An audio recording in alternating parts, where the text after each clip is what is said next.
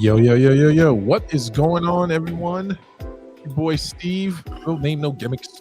It's your man DJ Cincy Star. Dope Dynamics. What up? What is going on, my brother? How are you doing? Oh, I am doing pretty good. Little worn out from the day, but other than that, I'm chilling. I'm good. Yeah, man. See, that's why I keep trying to tell you, man. Self-improvement, responsibility, all that stuff. It's bad for your health, man. It really is, man. Whoever came up with this idea of working and shit was dumber than a motherfucker. Yeah, man. That's what I'm saying. That's why I don't do it. That's why I live with my mama. She paid the bills. Let her go to work and go to an early grave. We're waiting for our co-host DaVinci to jump up in here, but since we've been on for about 10 minutes, I didn't want to keep people listening to that horrible lo-fi music. I always mean to down something a little bit more appropriate before the show so we can put it up there, and I always forget. So that's my bad. That's my bad, man. Maybe get a subscription to Endemic. I feel like I got too many subscriptions as it is. My bills would be looking crazy. Yeah, subscriptions will get you too, because I know I sign up for dumb shit. The worst is probably the free trials, because I'll end up forgetting within like the 7 days or whenever they give you. But subscription, and they just come whenever. It's like, damn, no regard for you.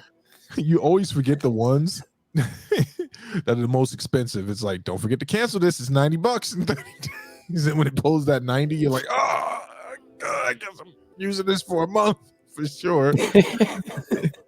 So what do we got going tonight? We didn't do a show last week of scheduling reasons, so we'll be picking up the topics plus one since he dropped for this week. I'm going to scroll all the way to the top of our Discord chat because I realized, man, we talk a lot in here. And see what we got. Bex will be joining us later. She's doing the work thing. Berlin said, this dude, since he be on side with DaVinci.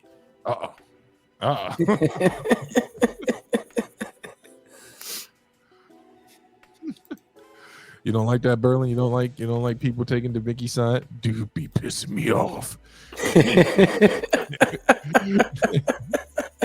So dude be pissing me off. So we got some topics up in here tonight, man. I'm an incel. Ask me anything. Who is Uncle Tom? I combine those two videos into our today's incels, tomorrow's Uncle Toms. Really the two topics don't have much to do with each other. It was just a clever wordplay there, but I got the video. One of them is extremely long, but I'll play it, some of it, so you can get the gist of it. Bex wanted to have us watch a video, Are dark-skinned women and light-skinned men allies in fighting color?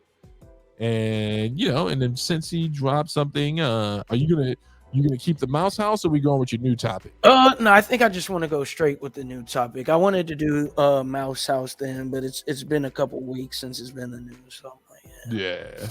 So since he's got for us, MTA orders bus drivers not to open back doors to combat fare evasion. Pay your fare, man. Pay your fare. Wow, I got to, they're not gonna hike it if you don't pay it. I don't know about the rest of you uncivilized places, but in New York, that shit is expensive, man. Your crime is not a crime that doesn't impact other people.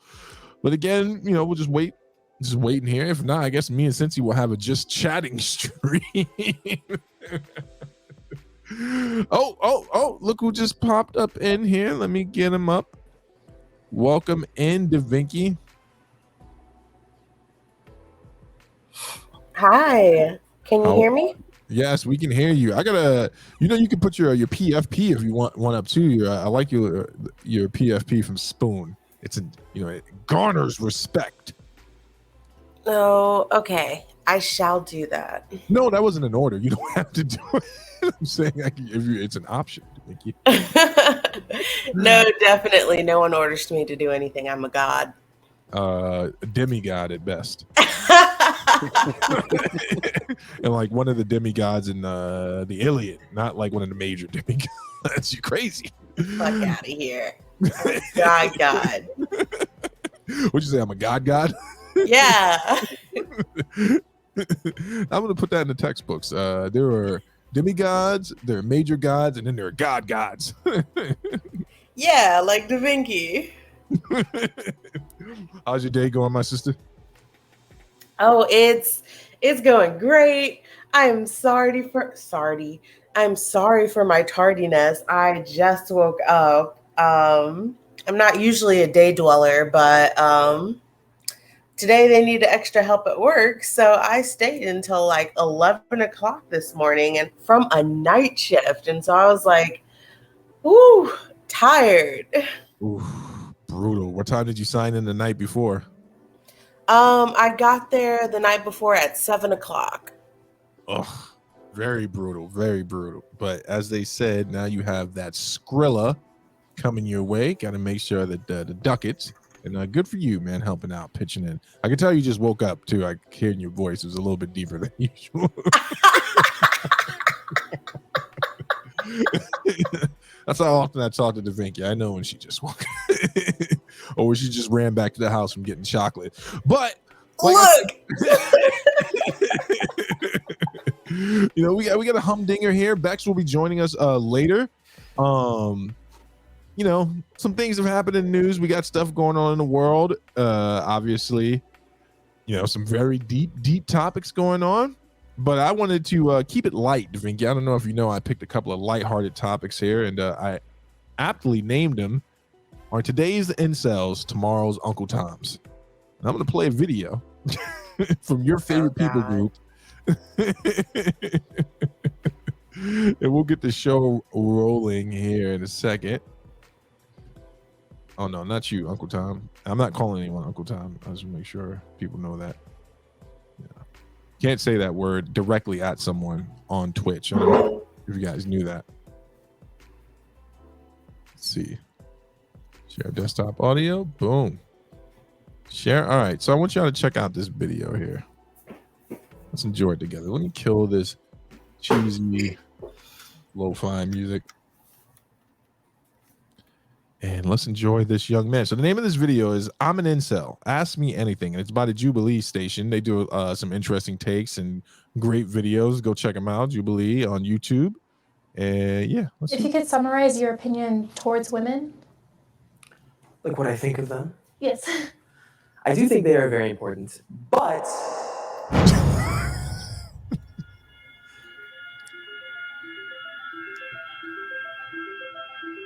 Some topics are hard to approach. More and more male hatred against women is rising up. You might call this a new phenomenon. Either the subjects are inaccessible or people are uncomfortable discussing them. If you're an ugly guy, you better get a good job and make some money, because nobody's gonna want to talk to you. Girls, I will destroy you. You don't deserve to get laid at all! So we found those subjects in person, rented a space in Hollywood, and invited our audience and any strangers walking by to come inside and ask them anything. Okay. Hey, I'm Brandio. I also go by Derek. I'm an incel, and I'm here to answer people's questions about the topic.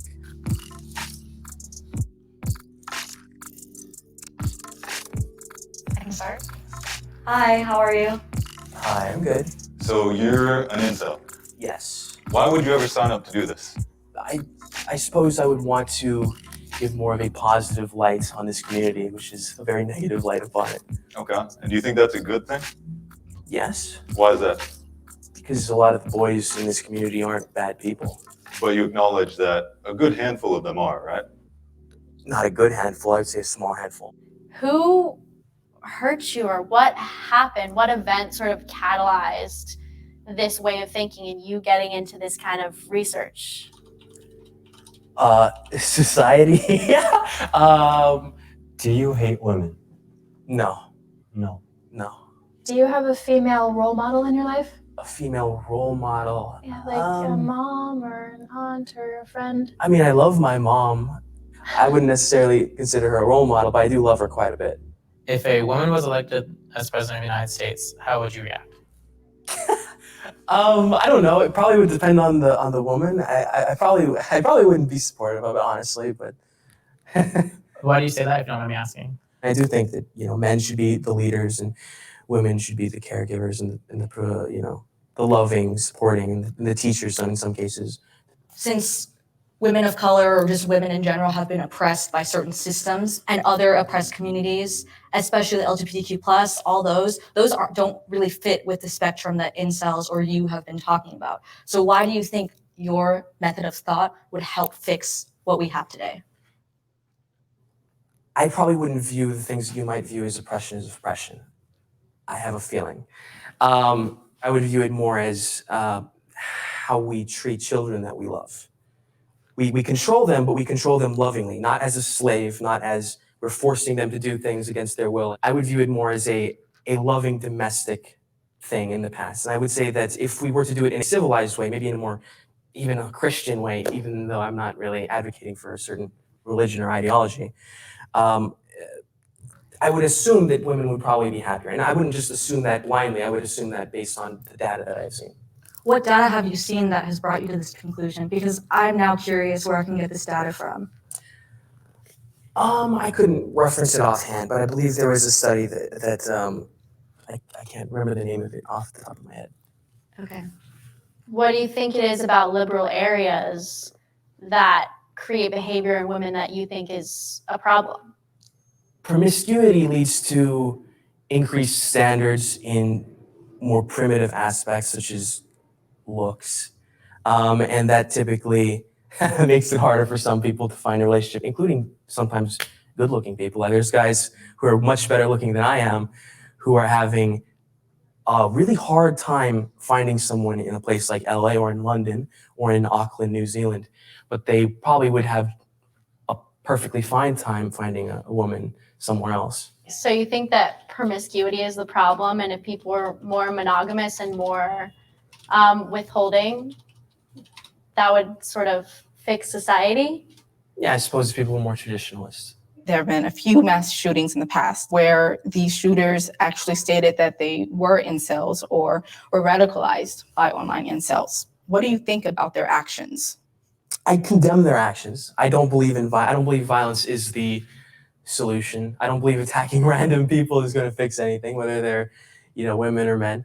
I do think that the reason why they committed those actions was probably because of out of desperation or out of, mental problems that probably could have been prevented had the right support was in their community, in their household. If people, saw what they were posting and saw what they were experiencing in life and did something to help them. Was there like a pivotal moment in your life, like a straw that broke the metaphorical camel's back? It's constant years of rejection, no matter who the person was, constant years of rejection in other aspects of my life. It did kind of push me towards more, I suppose, radical beliefs, but I suppose they're only like radical, but they're more just old beliefs, really. No, it sounds like I had another like metaphor, like death by 1,000 cuts. It's not like one pivotal moment, but it sounds like a bunch of things built up over time. Yeah. One of the common criticisms about the incel community is that you feel entitled to sex or intimacy. Do you believe that you deserve sex or intimacy from a woman?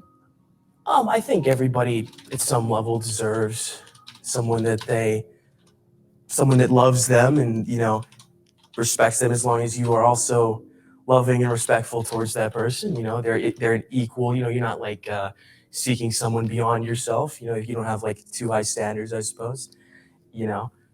If you can tell the world about something about being incel that, that may not be in the internet or that's overlooked heavily, what would it be?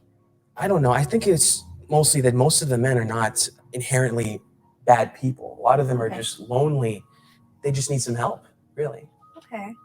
Would you say that there's anything that other people can do to help guide or just support or anything? The lonely person in your class or the lonely person in your workplace, maybe he's an incel and he's not letting you know, and he's just kind of afraid he wants someone positive. Just be nice, say hi, try and make friends with him.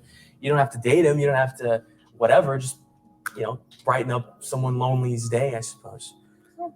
Okay, noted. Thank you. You don't want to be an incel? No. Why not?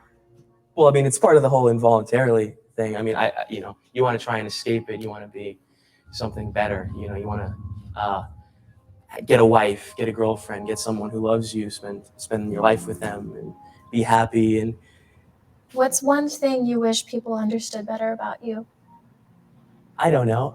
I guess I wish people would recognize how much effort I'm trying, I suppose. Like, I'm working out typically daily. I've lost over 100 pounds.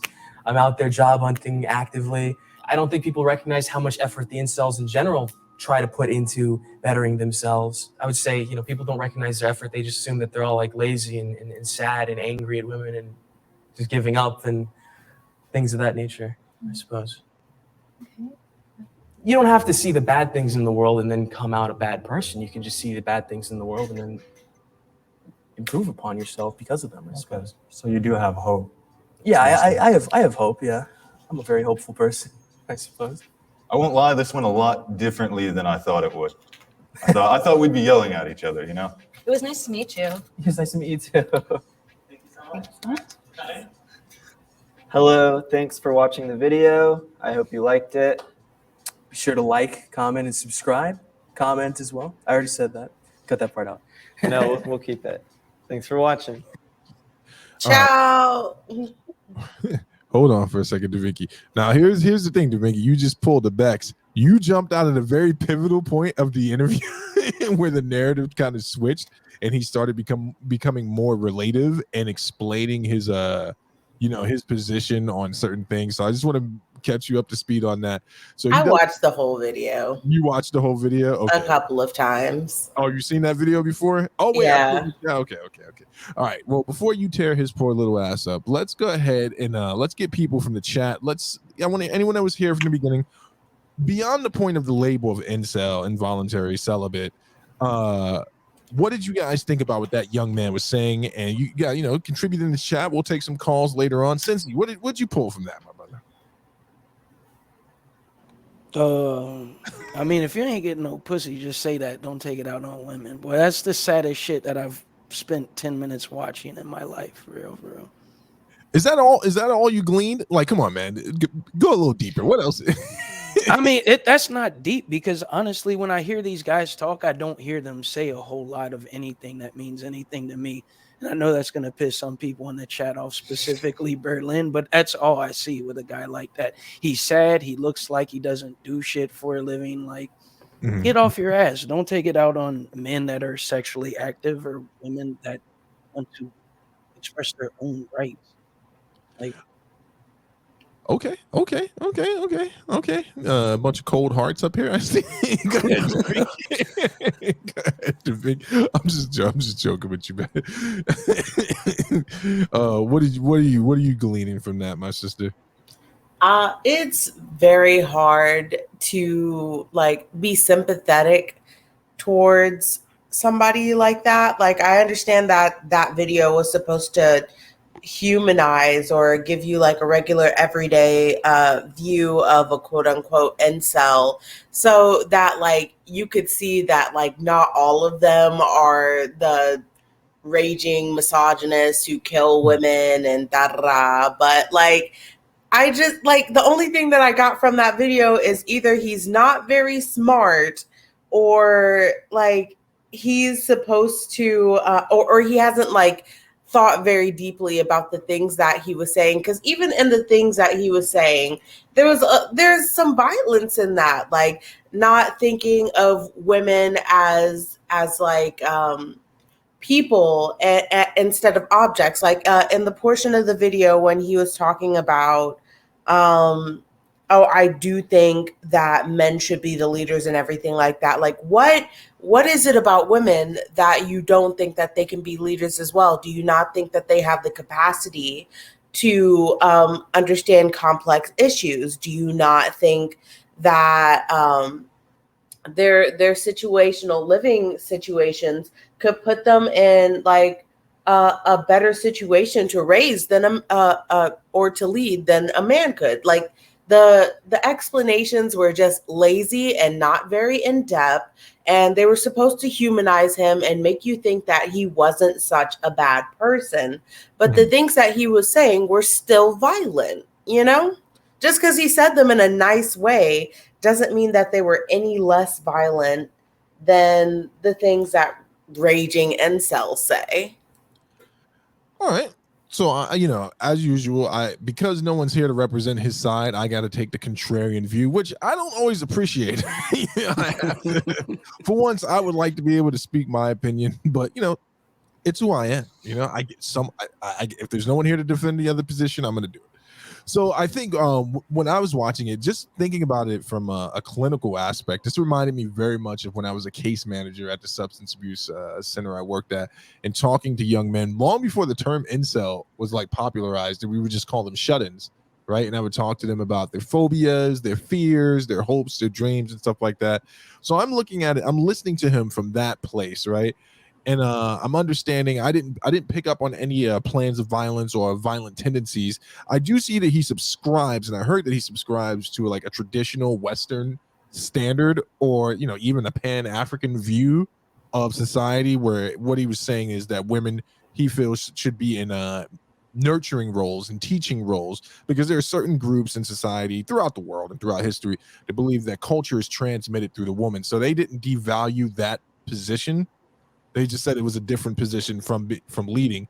Now, the thing about him saying that, I'm a person who does not believe that women lack the capacity to lead. And in many instances, I believe if you're able to do the job, you should do the job. That I'm just a person who wants there to be a standard, right? There should be a standard that says you are capable of doing the job. And if you are capable of doing it physically, mentally, and spiritually, then, you know, have at it, have the interview. I think what really gave me hope listening to this is when he started getting in to the relatability portion of his conversation, right? Because I could just as easily put up a video of present company excluded, an angry black man, right? Quote unquote militant black man, and put up a video of a young feminist. And if I reversed my co-host and I grabbed someone from the opposition, from the other side of the table, they would probably do, you know, have some of the same assessments. But what I enjoyed about the video is like, it was an attempt, I'm not saying that it landed, to break some of that down and humanize people. And I think that's something that needs to happen to move the conversation forward. I think we've stopped looking at people as human beings with ideals and just see their ideals, right? Does that make any sense? I hear what you're saying, and I'm also reading the comments as well. Don't read the comments. They're horrible. What do you mean? I'm a nice person. I don't just eat people up on occasion. So I don't think that what I said, let me see. They want me to address like what was violent about what he said. Oh, you're reading all the comments. Okay. Yes, indeed. Okay. And I do also want to address what you said. Let's see. DT Dub TV said he didn't say shit. That was violent. So let me break down what I mean by that when I say that there's still violence in what he said. So like if you look into the ideology of what he's saying, or like if you look into how it's applied in natural society, like that's violent. Does that make any more sense, or should I elaborate a little bit more? Because like what he said sounded fairly tame, but the application of it to women, or the application to it to women in society, is what I find violent, or what I find like distasteful. Does that help a little bit? Yeah, no, also, I knew you were tying it to the historical thing. Go ahead. I'm sorry. Also, yes, I do believe what you were saying. Like if you slap somebody up here with, say, an audio of me talking in my own lives, like, and the opposition hearing what I have to say, they're just going to react to it in distaste, and it's going to sound like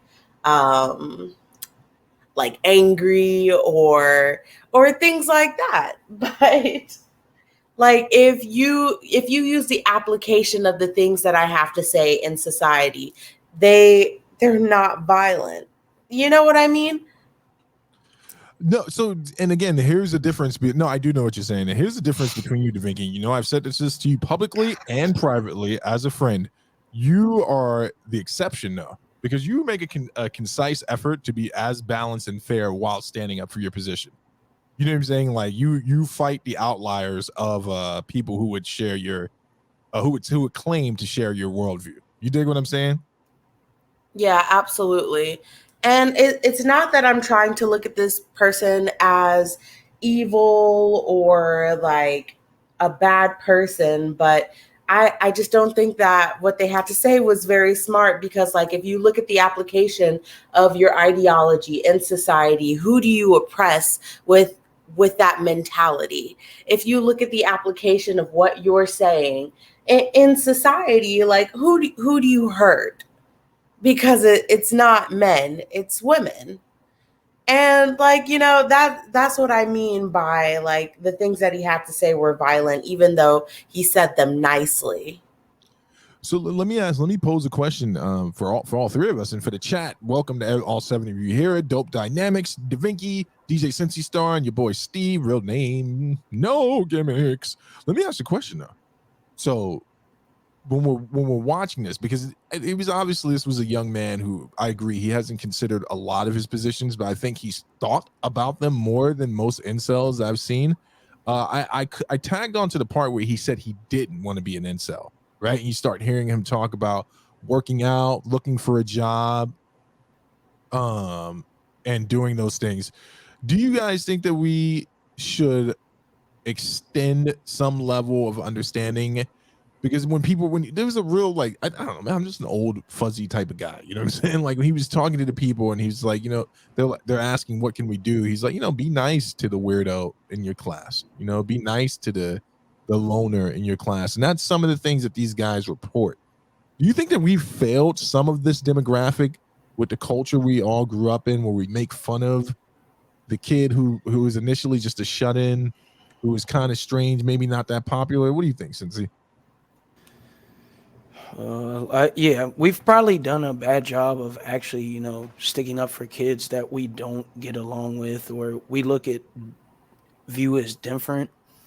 But how many kids go through that and then turn out to be an incel, or turn out to be the guy that's hiding in, the forums on the internet talking shit about women, or end up, even worse, being the school shooter that said he did it because he was bullied. Like, no, those are it's an issue, but I think most people find a way to deal with it, especially as you get older to that gentleman's age. Because instead of, and this is how I'm viewing it, instead of you sticking to my whole entire middle school, high school, I got bullied because I didn't fit in. You know what most people do? They go find their community when they're allowed to move around on their own. But a certain group of people just let that be who they are, and it turns into something different. Like he said, he doesn't want to be an incel. So if you don't want to be an incel, the first step isn't to go online or make videos and talk shit about men or women. It should be to just stop believing in the shit that incels believe in. That's the very first step of doing it. And if you are going to say, well, my only real view on any of this, is really that men should lead. Okay, if that's how you feel, I'm gonna listen to that and accept that from you. But at what point did anybody watching that video get any inclination he had a single drop of leadership ability in him? He didn't even look like he could lead himself. He was very unconfident. So maybe you might want to find a stronger woman that's going to be there for you.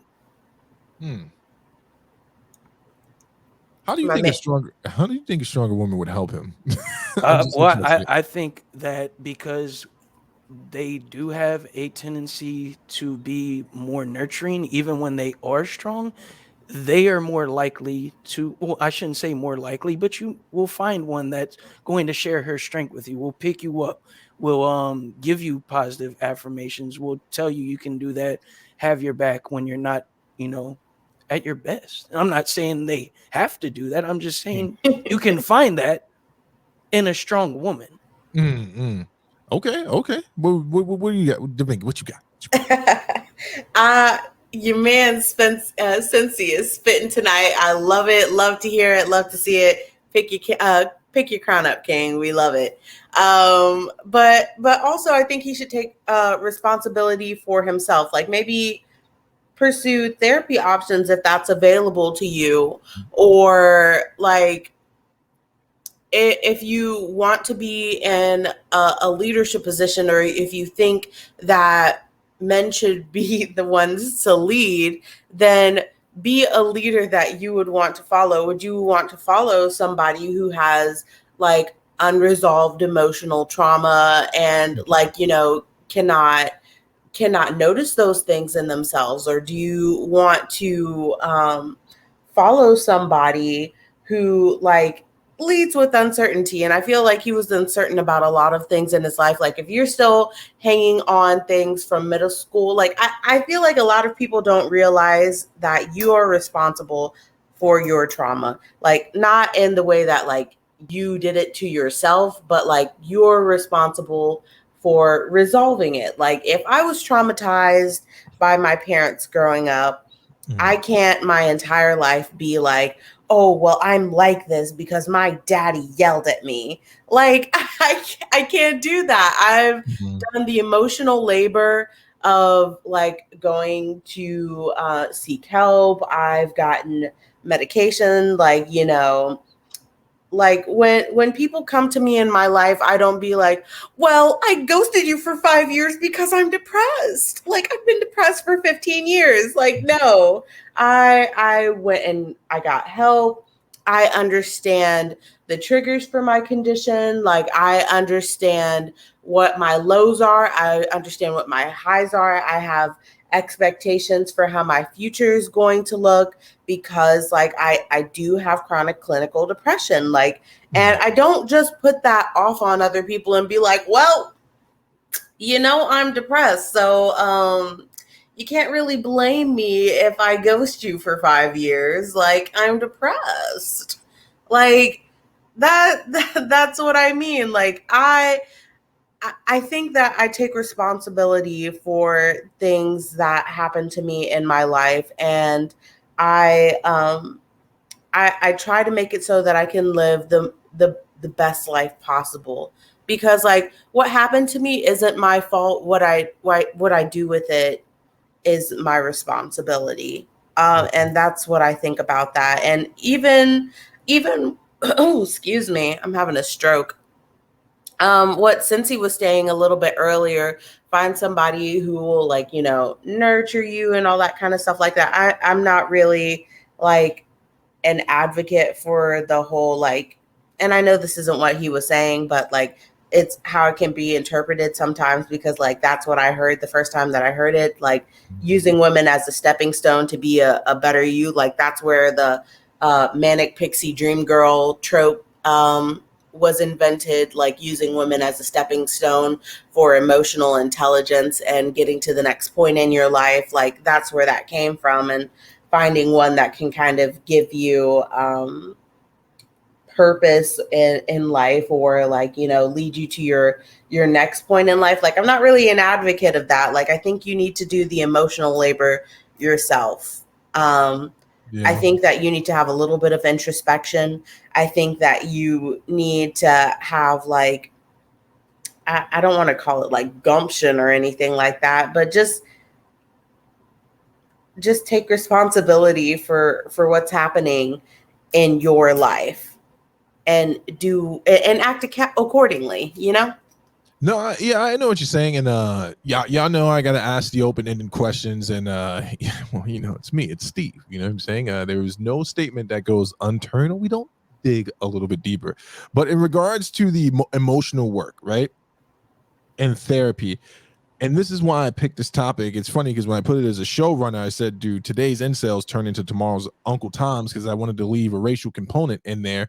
So if we flip that, right? If we flip it and we go away from the incels and we take that same assessment and critique that we laid out and we put it on, not saying a school shooter, but a traumatized young lady, right? She's obviously not responsible for her trauma, but it is her job to seek therapy and seek healing to get past the trauma. Same thing as it is. It's not, you know, I don't hold it against any gangbanger for being recruited into a gang, right? But do we also hold these two groups to that same level of scrutiny. Because when I look at a lot of the young militants that are running around espousing what could be seen as hatred, right, towards other communities, where do we use this same train of thought on them in society? Like, a lot of people give passes to young, angry Black people to remain angry and abusive towards others. So do we apply this same scrutiny to those groups as well, or is this exclusive to young white incels?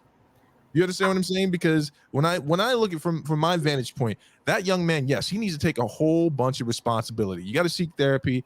You want to become credible, you do credible things. You want to build prestige, you do things that garner prestige. And if you want to build confidence, do things that will take you out of the space that you're in. Seek therapy, solution-based therapy. I believe that in his instance, that would be more beneficial than, say, talk therapy. Talk therapy has its place for the first 6 months of the therapeutic process, but then we got to get into some solution-based therapeutic processes, and that's definitely what he needs. I think he also needs to do some peer-to-peer counseling, spend time in groups where people can help continue to break down those walls, because he's the perfect example of what I'm saying. If you catch him now, he's not fully indoctrinated, nor is he fully resentful. Right now, he just has some ideas. Some may be valid, some may be less than helpful. But do we apply that same level of scrutiny to any other group? And I think that's what pisses these young men off a great deal. It's like, hey, you're coming at us so hard about the way we feel about the way we've been treated, but where is that same energy for other groups that are as vocal and have the potential for violence? You know what I'm saying? Yes, we do. We definitely do pass that same judgment off on different groups, like misandrous. Like, I was just having this conversation. I was telling the girlies, I was just like, hey, can we talk about the misandry? What's the purpose and viability of being a misandrous? I believe in the validity of misandry, but I don't believe that it's viable forever. I understand that you're angry because of the situation that you're in, and I believe and understand, like, the anger you have for the situation that all women are in. But how viable is that in the future? Like, like, how viable is that for you in the future?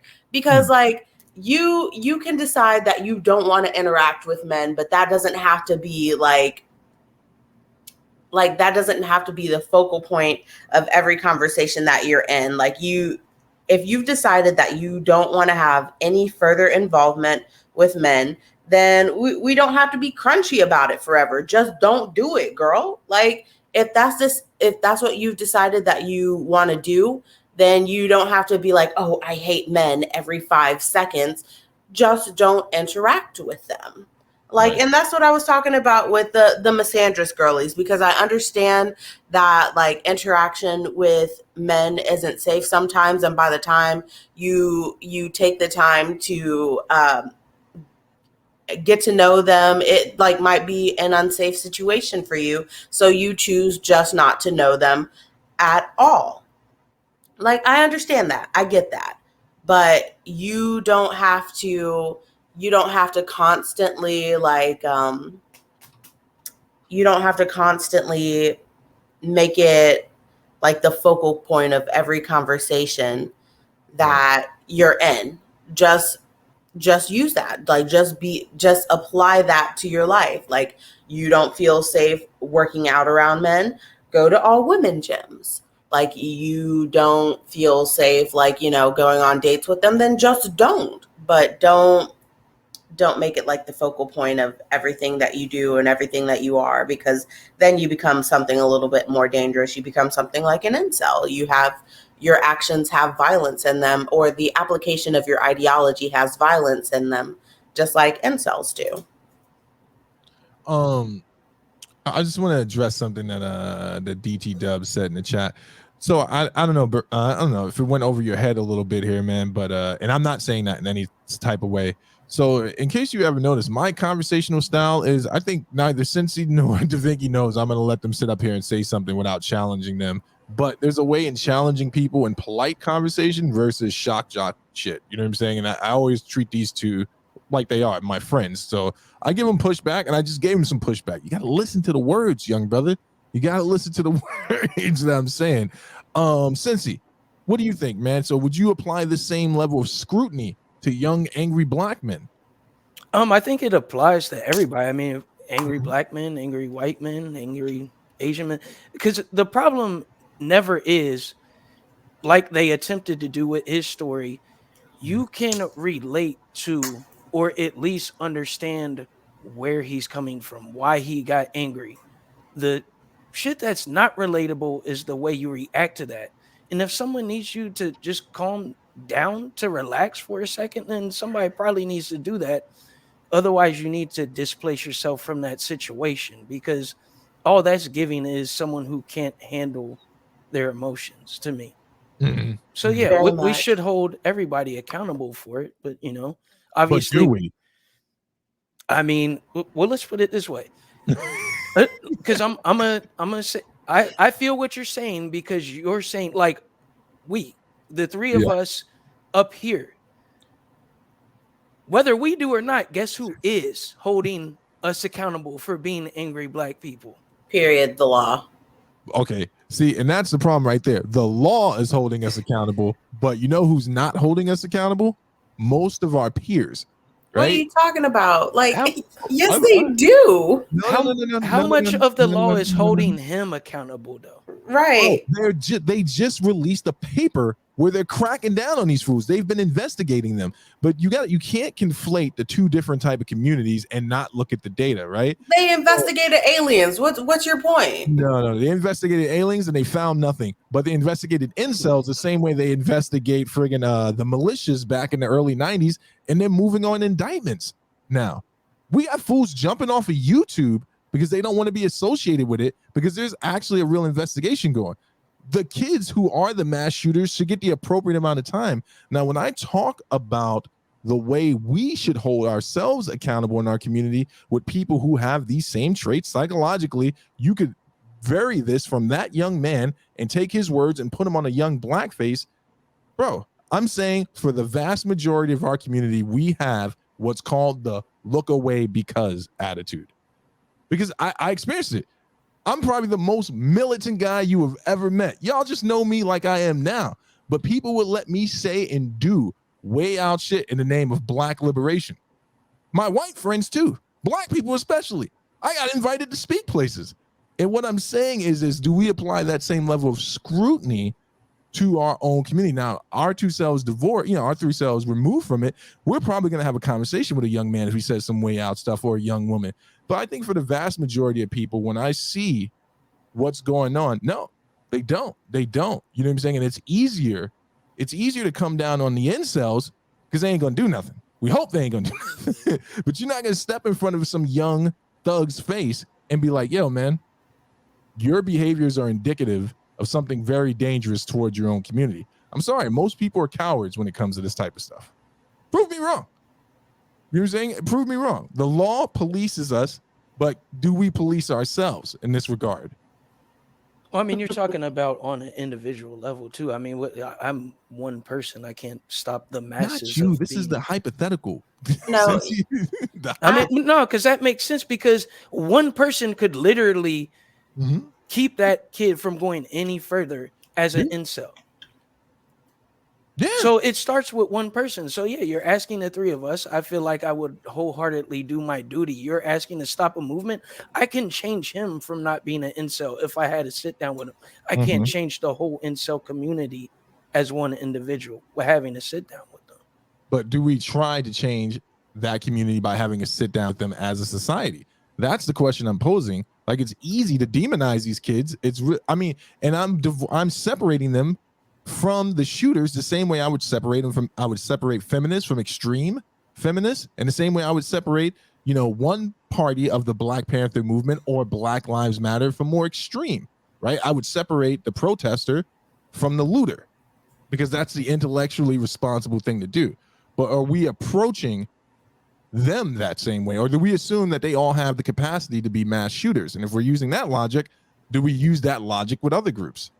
I think that you need to consider like who they would listen to, because like in the situation of incels, like women are speaking out, like women are talking to these men and telling them like, hey, like this is indicative of zero like emotional regulation, or this is indicative of like, you know, childhood trauma, like, you know, this could be easily fixed with therapy.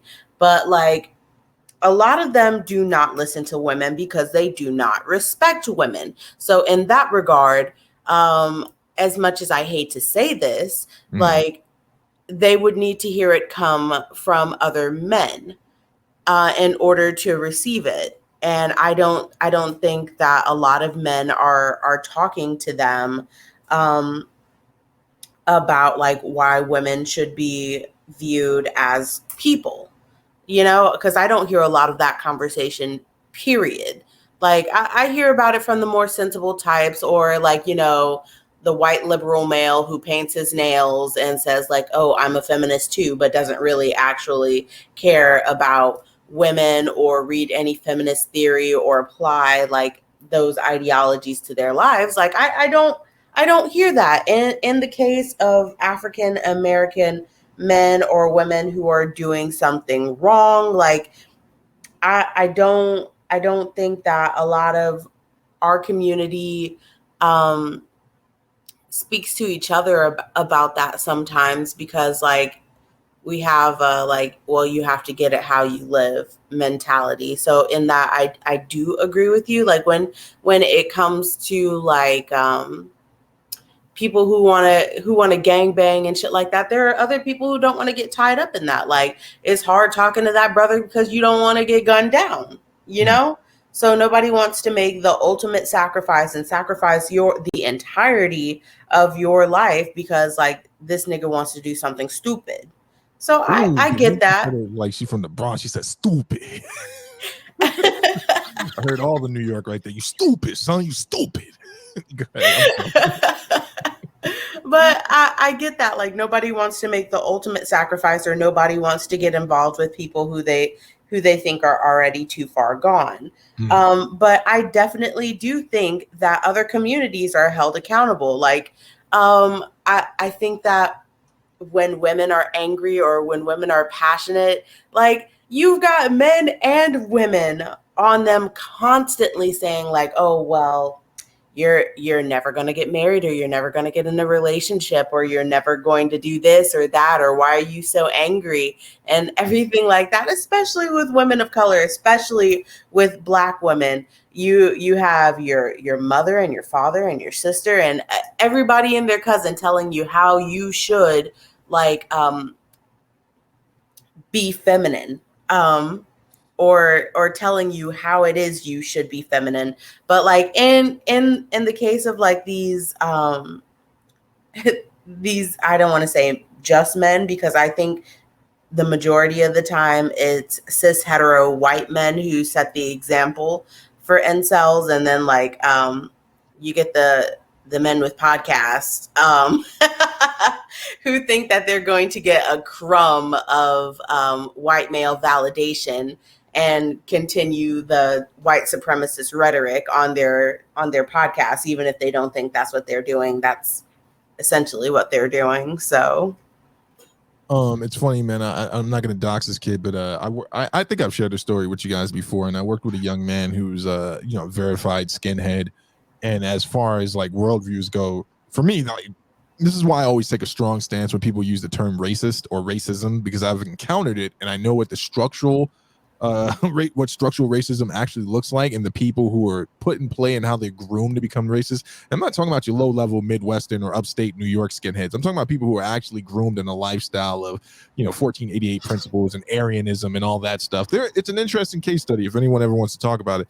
But I'm working with this young man, and I think the first thing I noticed was that he was in a place where I was willing to share with him the same space in spite of what he had been raised to believe, right? And I talked to him about his beliefs as they were before I started refuting them, which is a tactic I use with a lot of people. And I think that's something that needs to happen with this community, right? And I agree with that like more men need to step into this, but it has to be the right type of men. right? It has to be men that understand that these kids, while they're still kids, I'm not making any excuses for grown men in that community, but they should be talked to as well. We need to approach them and just start really pulling them back in, because it's a crazy thing to be considered an outlier in society. And now we have the vestige of the internet. Before, these people would have to travel miles to find a little shady room to meet up in, to kind of cohort and share ideas.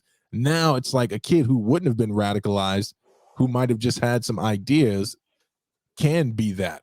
And I did want to point to the fact that I did love the fact that the kid acknowledged that they're extremists in his group. And that's where I just want to make sure that like I land on this thing. Like he's got a lot of work ahead of him. I'm not making any excuses, but in my critique of their group, I always want to make sure I'm fair and look at the extremist versus the, I don't know, I guess is the correct term the laity or the normal? Laity would be like, no, it's not laity. It would be the normal. Is normal the word I want to use? The non-radicalized. How about that? The non-radicalized. But yeah. Also, he had on a yellow jacket. You know what I'm saying? He put on his best to come out that day. Shout out to him for doing that. You don't think so? That probably took a lot of courage. No? Y'all are horrible people. It didn't take a lot of courage because he was hiding behind a fucking curtain, just like he was on the internet. You could say a whole lot on the internet or behind a curtain. I would love to see him say all that goofy shit face to face with every woman or dude that walked in there. Now, since you know I'm a face-to-face type of guy, I want people on the internet to get out there. But you know he didn't set this whole thing up, man. He didn't, but would he have had that same conversation? Well, what you want him to do? You want him to have Cheetos? I'm just asking you. Does it take a lot of courage to talk to nobody? I think depending on the severity of how much you're not incel, like a shut-in, yes. It can take it. If he's like an agoraphobe or something like that, then yeah, it can take a lot of courage. So, well, I don't even know. I'm gonna have to look that word up. I ain't gonna lie to you. But what is the difference? I love you. What is the difference between standing on the other side of a sheet with someone that you can't see, and somehow that's courage, and being on a forum online and doing it?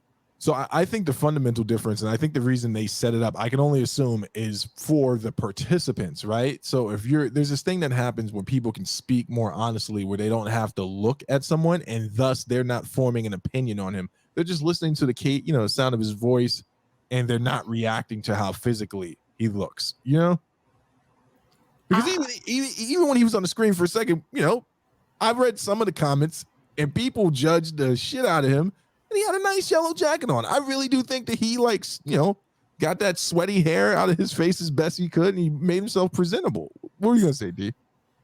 I don't know. Like I'm not judging him for how he looked at all. Like, I don't care that you like had sweaty hair or a yellow jacket. Like I don't care about any of that kind of stuff like that. I care about like how your ideology is being applied every day. Like, and the way that your ideology is being applied every day is like, men are saying that like, oh, you're too masculine because like, you know what you want in a relationship. I don't want to have sex with you if this isn't going towards a relationship. Like I require, I'm sorry. No. That was a mistake. Go ahead. Like I require like this, and this in a relationship and everything like that. Like that's what that looks like. That's what that looks like applied in everyday life. And it's easy to say it and sit back and be like, oh, well, I think that everybody isn't entitled to love in some way, but not if you don't do the work. Like, why are you entitled to somebody else's emotional labor? Like, if you're not going to do the work to make yourself like a good person as well. Like, why should I have to be in a relationship with somebody who hasn't gone to do the work to untangle whatever emotional trauma that they've been in? Like, I'm seeing in the comments that D-Love said that he said he lost 100 pounds. He's not a lazy person. He's putting in the work where he wants to put in the work. But like the emotional thing, like, does he think that somebody else should do that for him? Like, Okay, I get what you're saying. I get you. Okay, all right. Yeah, can I address them last two comments too? Yeah, go for it. The one with the it does take courage. I would argue that nearly every one of our dope dynamics, we are talking about a group of people that have the same belief as incels. So what he believes in isn't that much of a minority. In fact, I would argue that the majority of people actually believe the same shit that incels believe when it comes to their thoughts on women. Secondly, most people are looking at what he stands for and not what he's saying. Berlin, I say this to you. What you stand for is all you are. I mean, so if you're saying something different than what you stand for, you really don't stand for nothing. You're confused. And if that's what you got from dude is that he's confused, I accept that. But if I'm going to take him for what he said is his face value, what he stands for is him. And Kathy said relationships and finding someone is hard for everyone, not just incels. Like, I definitely very much agree with that. I very much agree with that because like it's hard to like put yourself out there and everything like that. But I think that it's even harder for I'm not going to say women because I don't think that it's harder for women to find relationships. I think that it's harder for them to find fulfilling relationships with men who think that like the practice of your femininity is too masculine, or like, you know, men who think that like your boundaries is something silly or whimsical or stupid. I think that it's hard for women who like stand their ground and be like, hey, I would like you to get tested before we engage in any sexual intercourse, or women who are just like, in order to be in a relationship with you, I would like this, this, and this, because then you get, I don't want to say the niggas, you get people saying that, oh, you're doing too much and everything like that. Like, it's hard for women like that. Like, you know, it's hard for men like that too, because there are a lot of women who like, you know, I'm just going to say this real quick and we'll have to talk about it in the Discord server if you take some issue with it. But there are a lot of women who just like, you know, want the attention of going out on a date, or like just want the attention of talking to a man, like some male validation. Like, there are a lot of women like that. Like, are you talking to your sisters like that too? Like, it's a lot. Relationships are a lot. But what I'm saying, it's not, DaVinci, you have a Discord server. The feminists are up. If you follow me on Discord at DaVinci #2013, I would be very happy to add you to the group. But yeah, I think relationships are hard. I think even friendships are hard, and especially when you're talking about in like a male to female setting, because there are a lot of men who don't think that like men can be just friends with women, and that's just very telling of how you look at women. Like, you don't think that you're able to build friendships with them because you don't see them as people. Yeah. No, and here's the thing about this whole conversation. This is why I picked it too. I want to do, not you guys, I want to do a better job, because I've spent more time debating these folks than I have really trying to like love on them. And in most instances, I had to do what I had to do. I was like, yo, you're saying some way out stuff, my guy. Like, but I'm trying to look for more opportunities to be in relationship with these young men and try to steward them in some way, shape, or form, because I think a soft rebuke and a hard rebuke coming from someone you trust and someone that's invested in you is something that could you'll receive well, and I'll say this though, man, about this community, right? It takes a lot to get on the Secret Service's radar. It takes a lot, and I'm reading the reports that are coming out on this stuff, man, and how they're looking into this, and it very much reminds me of when they were looking into the white militia groups back in the day. A lot of people felt like they weren't doing enough until We had those, what was it, like 3 debacles. Once the raids started, then everyone felt like we were doing too much, because apparently they're looking at this a little bit differently than gang violence. They feel like incels are a clear and present danger to America. Hear what I'm saying? Not to themselves or not to us, but to America, the institution itself. Well, that's because they're a danger to white women, but like we don't have to get into that. Well, they're also, I would think they're a danger too, because these guys could clean up well, get into jobs of, positions of power, and start to really, what's the word I'm looking for? We've gone past the indoctrinate stage, subterfuge. They could really pull a Troy on America, and they start, implementing some of their ideas. But, what are you gonna do, man? Get the kids some Cheetos, take them out, pat them on the ass, and toxic masculinity will help any young man become a better man. Can we all? Oh my God! Smack him around a little bit, like absolutely not. All right. These are my 2 subjects. This one is, I got to set this one. I want to start by saying I'm sorry. I'm sorry. I did not pick this topic to upset anyone. I've always found this an interesting case study, so I'm going to share it with my family, of course. I see Cincy already getting this.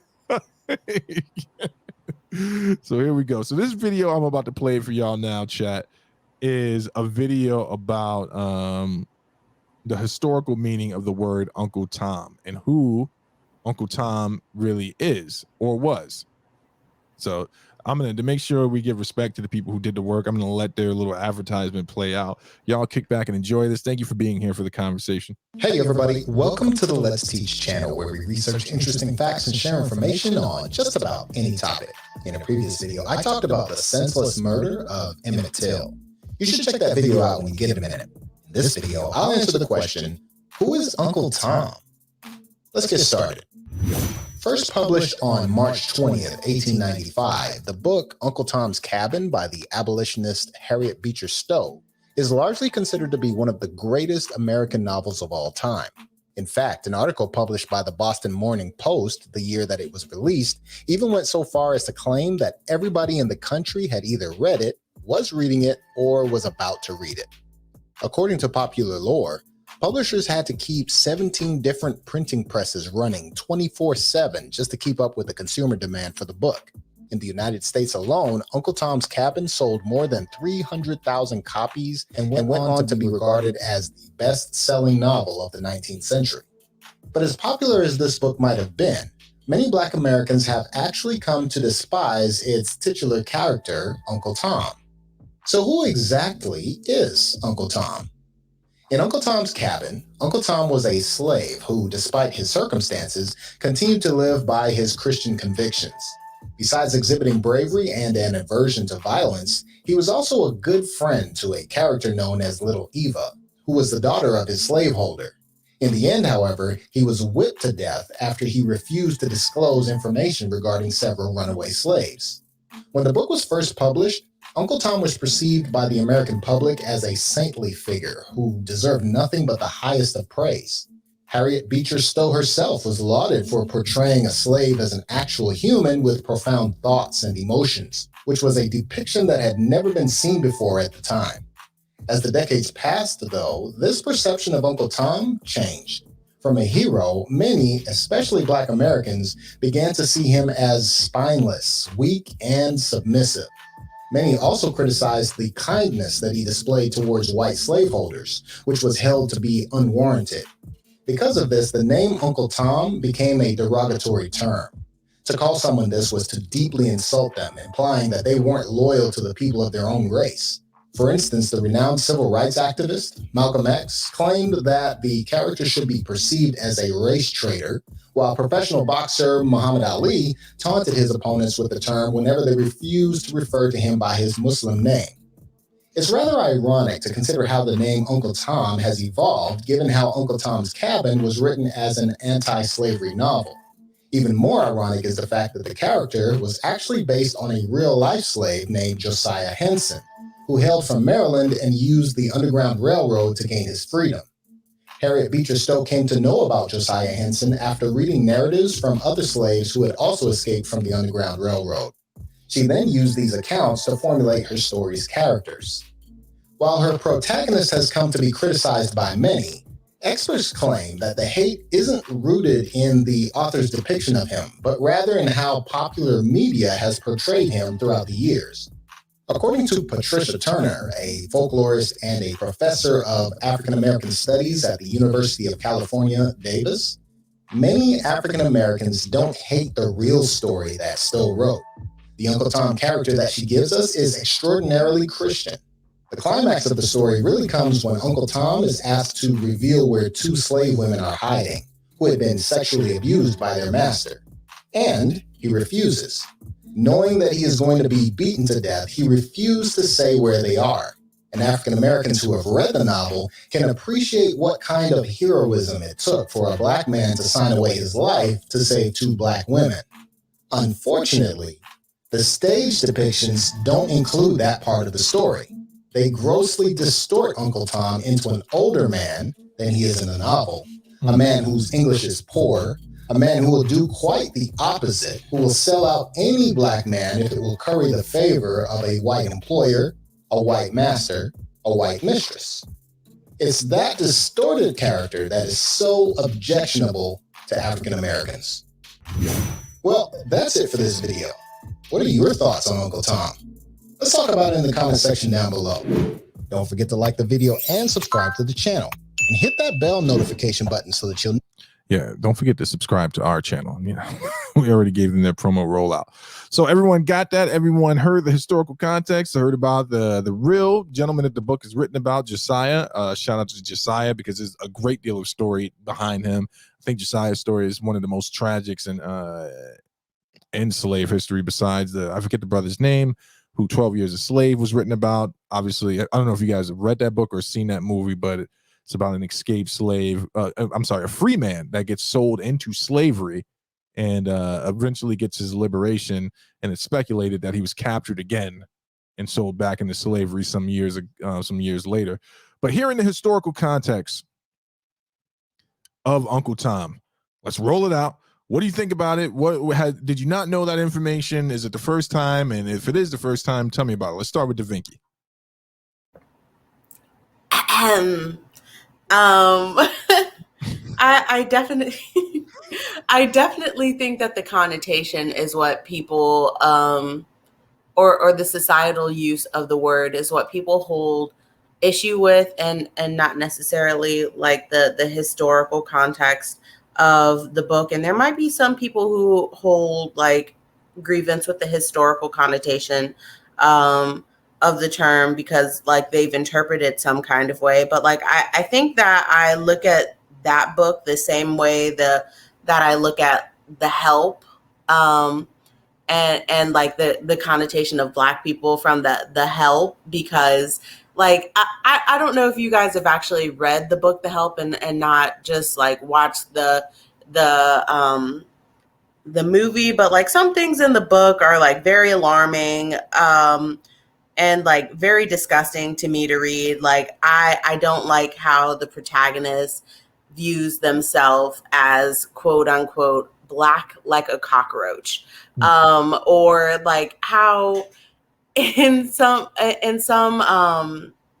passages in the book they describe Blackness in a way that Black people wouldn't describe themselves. And I think it's because the book was written by a white author and they don't have really a grasp on Blackness or the community that we share and everything like that. And how in Uncle Tom's Cabin, like they kind of make it seem like this person doesn't have like their own thoughts. They were always their actions in the book that were categorized as quote unquote highly Christian or highly moral and everything like that. Like they don't make it seem like this person has his own internal struggle and everything like that, and they just always do what the good book tells them. I think that that's what people hold more of a grievance with. You know what I mean? Okay. What about you, Cincy? Yeah, I was aware of that. I was around that book growing up. My family's actually from a little place in Ohio where a lot of that book takes place in Ripley. So I've I do know a good amount about it. I do get the same sense. Reading the book as an adult, I kind of get more of the feeling of that he's just following Christian principle too. But I never, when you read the book, I don't get the same feeling that you get like watching a movie where it's almost clownish to a point. What I want to say, the whole yes a massa thing is very much more so something that they give off in the movies than necessarily the book. He's a character of himself in the movies. Mm, mm. I get you. I can roll with that. Welcome back, DT. So the thing that always struck me as odd is Uncle Tom the book, and the representation in popular media has been that the negativity surrounding it, whether we misinterpreted it or our visceral reaction, was the ownership that we took of the word and then used the word in a way to describe each other. And I think that what has always angered me about that the most is, and I love Malcolm, but to say that Uncle Tom should be viewed as a race traitor, especially considering some of the things that Brother Malcolm believed about black women and the protection of black women, and to know that he met his demise in the defense of black women in one of the worst ways possible. I don't know if you know how long it takes to be whipped to death, but it is not a quick ideal unless they're using a certain type of whip. And if they're using one of those old school bull whips where it's just multiple, strings, and they're whipping you from the chest, it takes a long time to tear away at that flesh and get down to a place where your body goes into shock and trauma. So he did not die a painless death. But I find that there's a lot of courage in what Uncle Tom did. And I think that what we've done as a people by turning that story into a negative has been a disservice to a lot of brothers who died that same way. Because really, in actuality, many black men have died that exact same way, and many black women have died that exact same way in defense of each other. Many slaves that would not have been runaway slaves themselves, either because they were too old or they were unable to flee, or they were just the ones that knew that they would have to stay behind so others could have their liberation, were castrated, their breasts were removed, they were eviscerated. It takes a lot of courage to stand up to that. And I was glad to learn later in life about who Uncle Tom really was, because I was one of those people that was quick to call someone Uncle Tom, and I've been called that multiple times in my later life because of certain views I hold now. But I think it's hogwash the way we use the word now, right? Especially if you're not willing to go in and look at it. And then y'all know I wasn't just gonna let the Christian thing slide by. So I'm just gonna say this, right? In regards to that, I do not see it as a negative if he read the Bible and was able to find encouragement to that, which helped him do what he did. Right? His personal thoughts are almost not irrelevant to me. It's how he ended. Because if he found strength in his faith and able to save two young black women who were being, I can't say the R word on here, which I find really weird that you can't say that word, right? So it's like you're shushing people and we can't talk about something horrible that's happening. But for him to stand up that way, it's amazing. And, since your family is an old black family, like my family, we share that in common. And it's just one of those stories that I wish wouldn't have got lost in the lore. We were talking about culture the other night, and this is why I'm so proud to be black and to be African American, even though there are people trying to strip me of the right to call myself that, is because, we descend from men and women that were willing to do this. So, but I want to ask, let's ask a question. Now, you know better, you do better. Do we strike the word Uncle Tom from our vocabulary now that we know that we are using it incorrectly? What do y'all think? I don't think you even need it to really, at least from the way I was raised and stuff, I don't even think that you even needed to hear the original story to have a really solid reason to not call someone that, whether you felt that way or not. You shouldn't really need any more reason. You ever call someone Uncle Tom? Another way to be extremely divisive. No, like in the country, that's not gonna fly even as a joke. So that's just nah. But it's not gonna fly in the country as a joke because of the negative association, man. I just hope it's like the N-word, man. I'm me and Cynthia are about to start no N-word June here. He didn't know he was doing that, but I'm enrolling him into it. No N-word June and beyond. And the negative association with a man who stood up for black women, and that's why I'm waiting to hear what DaVinci has to say about that part. DaVinci, Uncle Tom saved 2 black women. You know better, you do better. Should we stop referring to each other, no matter how we feel, as Uncle Toms? I don't feel like you have to use that term to get your point across. So like that's just me. Also, like I think that we're missing like a lot of the things from the book as well, and from the movie, as Sensi stated, how like in the movie he was a caricature, or like how he was in the movie used, or like how his character was used in the movie, and clownish and everything like that, to give America a certain kind of view of white people. I understand where the social connotation comes from after seeing the movie, but like the book, not so much. You know what I mean? So I don't think that I'll be using that term anymore, mostly because I don't need it. But yeah. So what you're saying is Candace Owens is back in, so we can invite her back to the barbecue, right? No. Candace is still not back in, DaVinci? No. But then again, I'm working on forgiveness. That's me. Poor Solomon, my therapist, would be proud. You know, my people perish for the lack of knowledge. Here's my issue, though, man. We have spent so much time sharing the word Uncle Tom and describing the behaviors of an Uncle Tom that I feel like we should spend as much time deconstructing that. We're so willing to deconstruct so many other things, right? Black deconstructionism is a movement. We want to deconstruct everything. You know what I'm saying? Like, but we just will not go back to that word and look at it and just say, hey, you know what? We should move away from this, because at the end of the day, man, I'm telling you, man, like that was probably one of the most liberating pieces of information that I've ever come across. I'm not even being funny.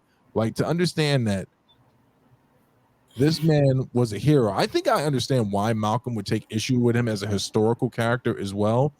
Is I think something that some black men, specifically black men, struggle with is that there was not a widespread liberation, right? You know, but we see that Nat Turner attempted to do that, and you know, it didn't go as well as the Haitian liberation. But if you don't know who Nat Turner is, go look up Nat Turner, and it's something that, another thing we don't teach each other very much, you know, when we're sitting down and having these conversations, is that the landscape for slavery in America was a little bit different than it was in Haiti, right? Haiti's a smaller space, and North America had really committed to the institution of keeping us oppressed, you know, and it wasn't like when William Wallace led a revolt and he was already free and had fighting Scottish on his side. We were well into indentured servitude at that time. But you know, I wanted to bring the Uncle Tom thing up because I'm hoping that some young brother sees this that was as confused as I am, and he'll strike that word down.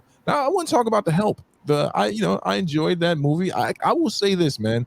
Those women were liberation fighters. Anyone that's willing to poo in someone's pie and then give it to them, liberation fighter.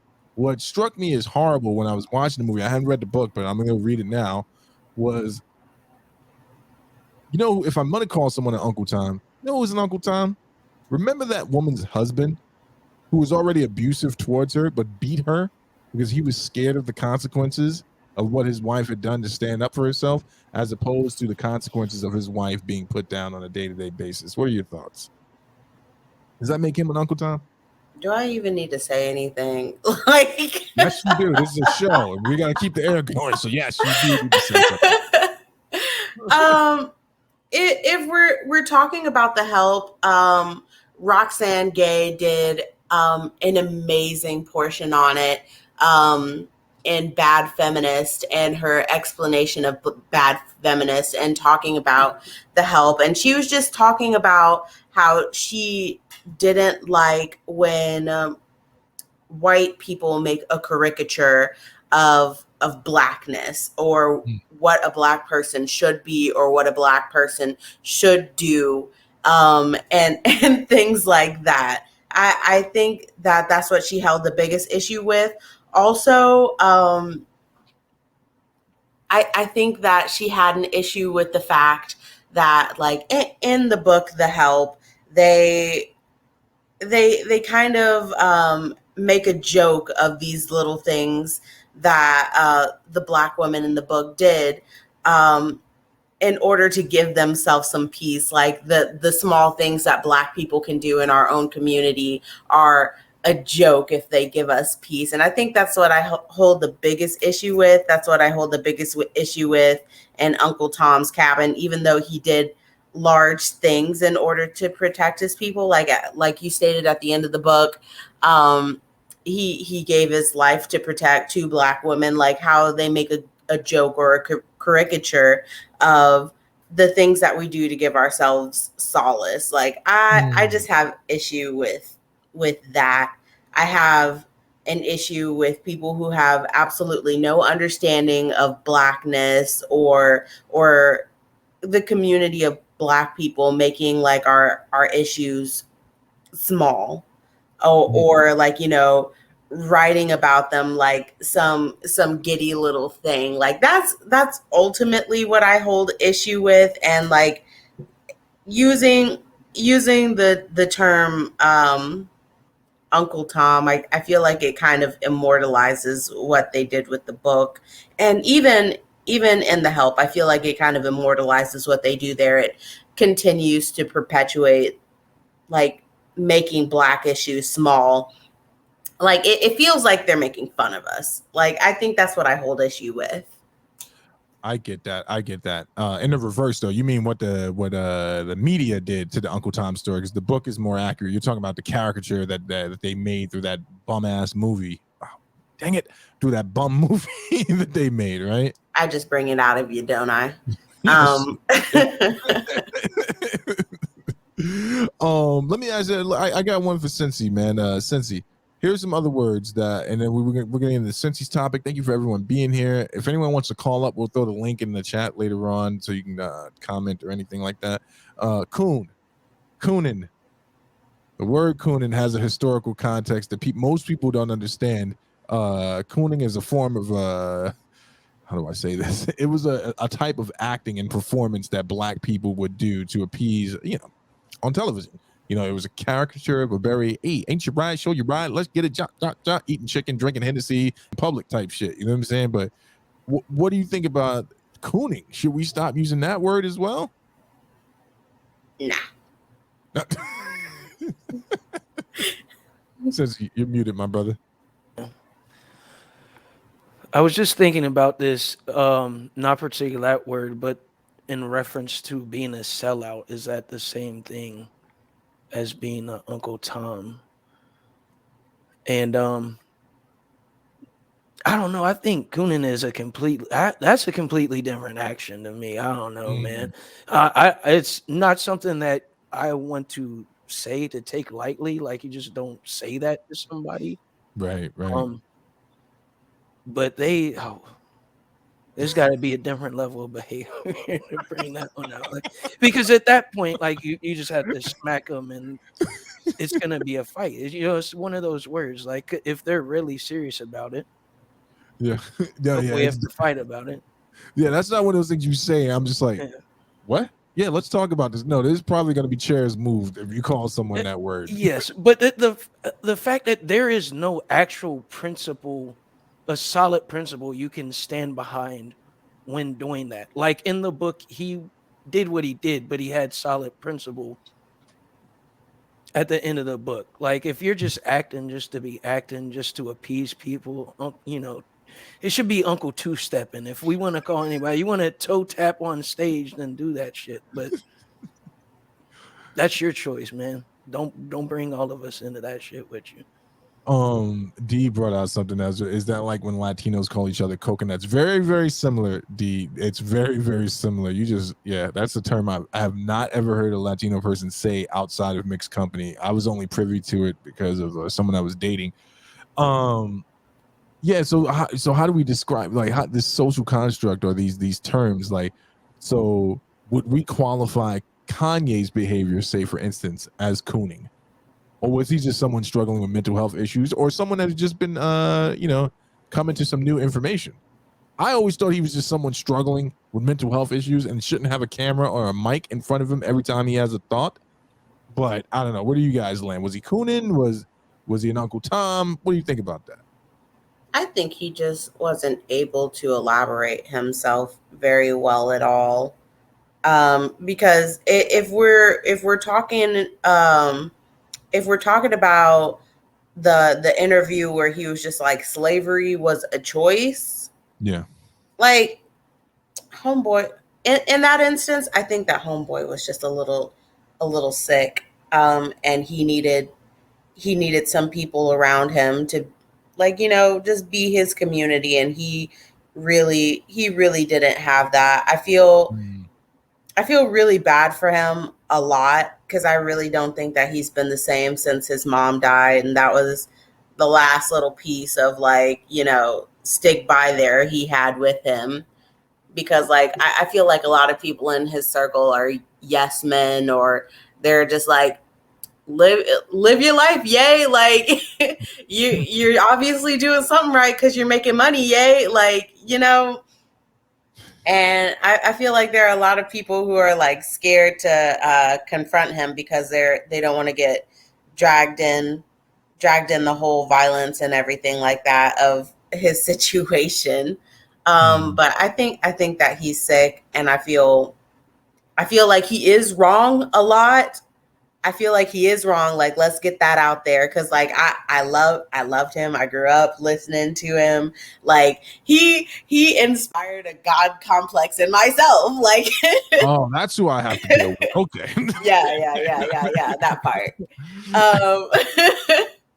Like, he was a role model for so many people when they were growing up. Like the College Dropout album. I'm not even gonna talk about like all of his shit, but like right now he needs a little help. He needs a little therapy. Like, he might need a little bit of medication and everything like that, and he doesn't see it like that. So like, I don't think that there's really much you can do for him in that aspect. Let's see. Talking about being a coon or an Uncle Tom, I think that like he was used, because like if you guys remember a couple of years ago, Kim K was not a fucking fashion icon, bro. Like, she was not anything, and they would kind of shun her, the whole Kardashian family, because they had like sex tape stink on them. Very true. And it wasn't until Kanye like overhauled her whole wardrobe and invited her to stuff and said like, hey, if you don't keep Kim in this, like, I won't be a part of you, like, that she got any notoriety. So like, let's not forget that. Let's not forget that, like, that family used him for everything that he was worth, kind of like they do to any of the other men that like are in their family, and then they threw him out with the trash when they were bigger than him. Like,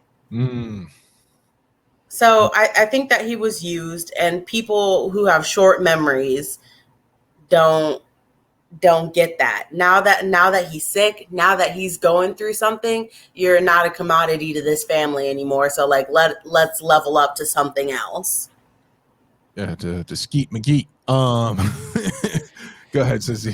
I was gonna say, yeah, I think there's some mental health issues going in there, but that can lead into you doing some very coon-like actions, and Yeah, I mean, at some point he's gonna have to take accountability on that for his own, and step up and see what's really going on with him. But ever since he's been acting like this and been sick, his financial situations like quadrupled. So I don't know. I mean, he might have a reason to keep being a fucking. Make me say it.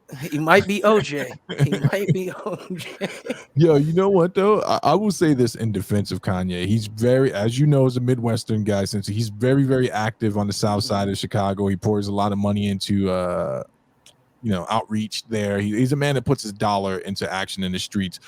I'd be remiss if I didn't say this. I don't disagree with everything Kanye says. You know what I'm saying? And I think this plays off of the whole Kim K thing, clout chasing, in regards to him being an Uncle Tom. Like, I don't think he's an Uncle Tom or a coon for saying, I don't want my kids, who are the children of celebrities whose mother nearly got forcibly robbed. Oh, I'm sorry, did get robbed in Paris on TikTok. You know what I'm saying? Like, I don't think that's a hot button issue there. I think that sometimes people react to some of the things he says, and they're just like, oh, you're sounding crazy. There's a topic I don't really want to get onto tonight because I feel like I'm going to be dealing with it all week. You know what I'm saying? And it's just like, we're having such a pleasant conversation. Why disintegrate now? But, Kanye has said other things in regards to his own children and talking about his own decisions. And in that moment, even though he had a bulletproof vest on up there on the stage, which I didn't really understand, I understood what he was trying to say.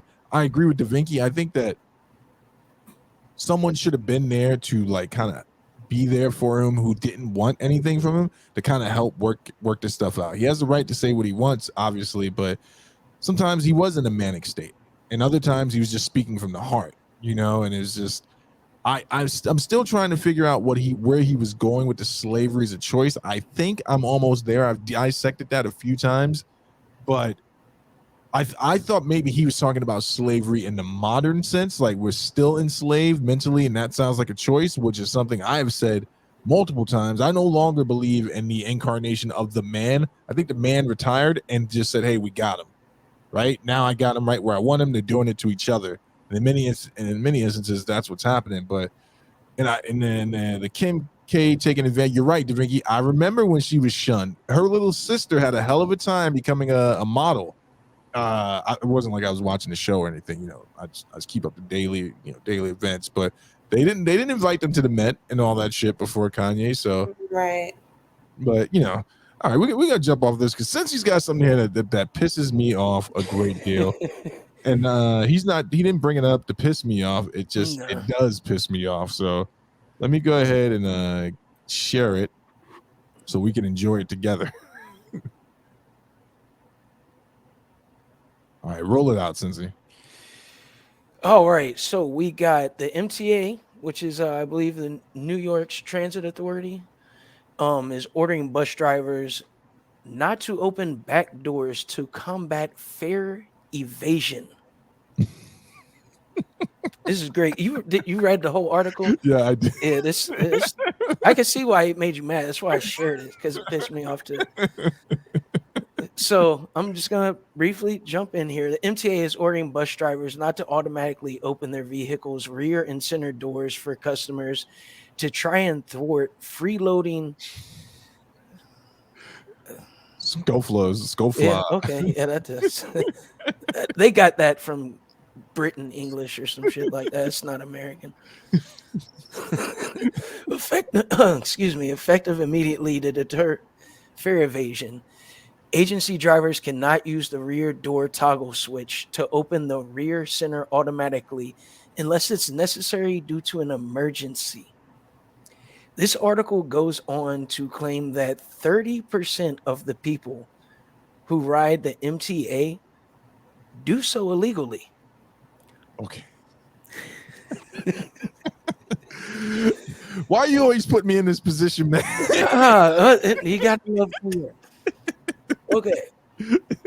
But all right, the thing that really I struggle with as I was reading down this, $275 is a lot of money for a bus. Let me just say that first and foremost. I would have expected to be more in New York. Is the subway about the same price? Yes, it is. Okay. So basically, by telling the bus driver they're no longer allowed to open the back door to let people out of the bus automatically, now you're asking them to be a security officer at the same time as a bus driver. Yeah. And this really got me to thinking, because as I'm reading the article, I'm like, my mind's already going. And then they're saying, oh, they only do it on certain routes. Excuse me?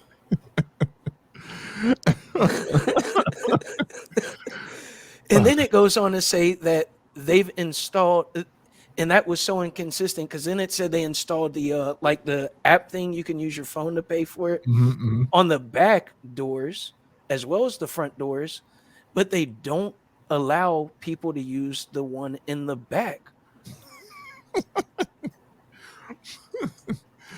So I'm thinking, is this just a New York thing? But I ride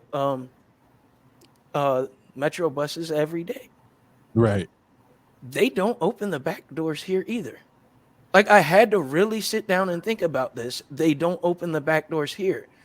And then it got me to thinking about something that I went through probably about 2 weeks ago when I was riding the bus.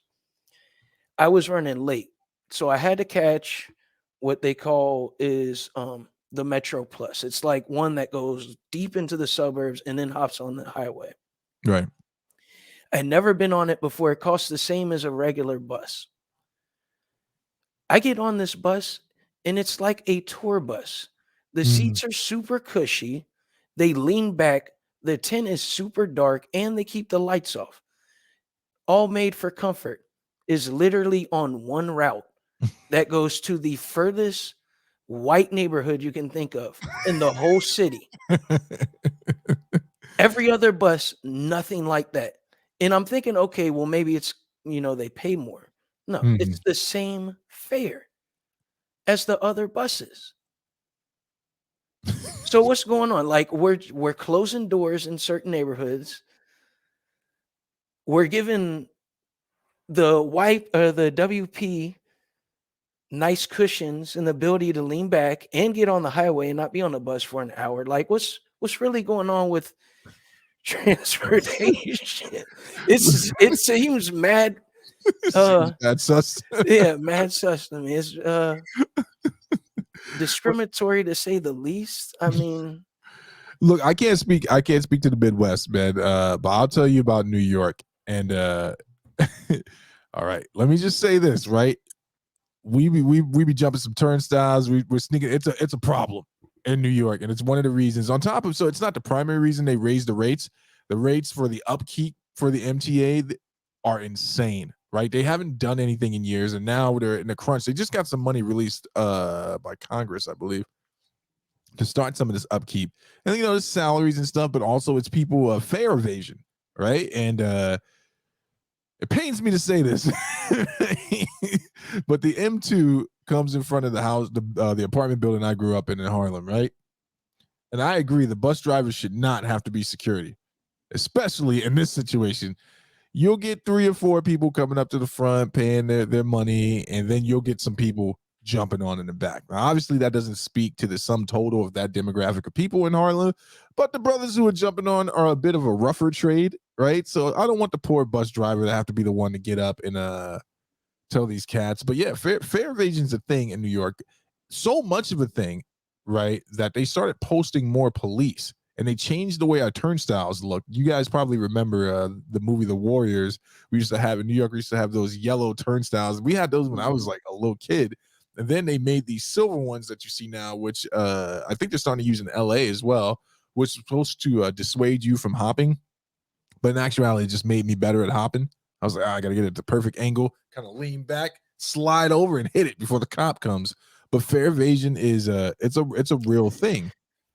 Yeah, I definitely was surprised 30%. I mean, that's a good portion of people evading fares. And I think when you go into every modern city, Midwest, East, West,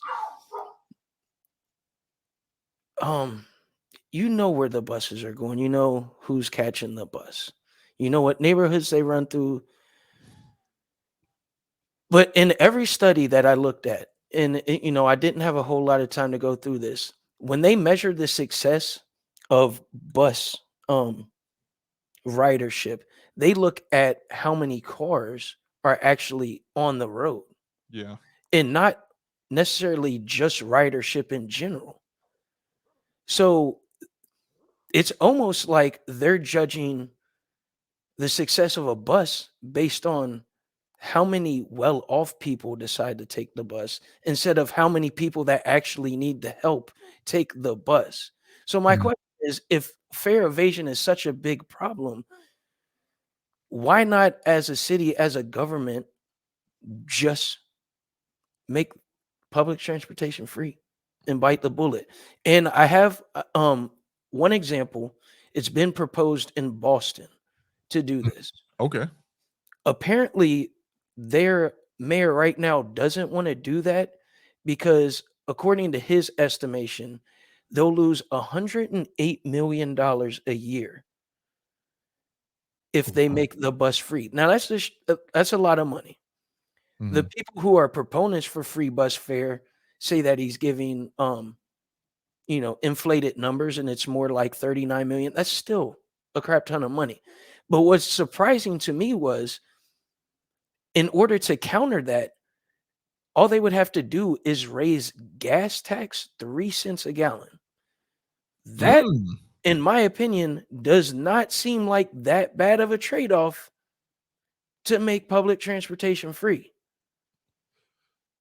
Yeah, so you raised a very interesting point. I'm gonna let DaVinci chime in before I get into it, because this go ahead, DaVinci.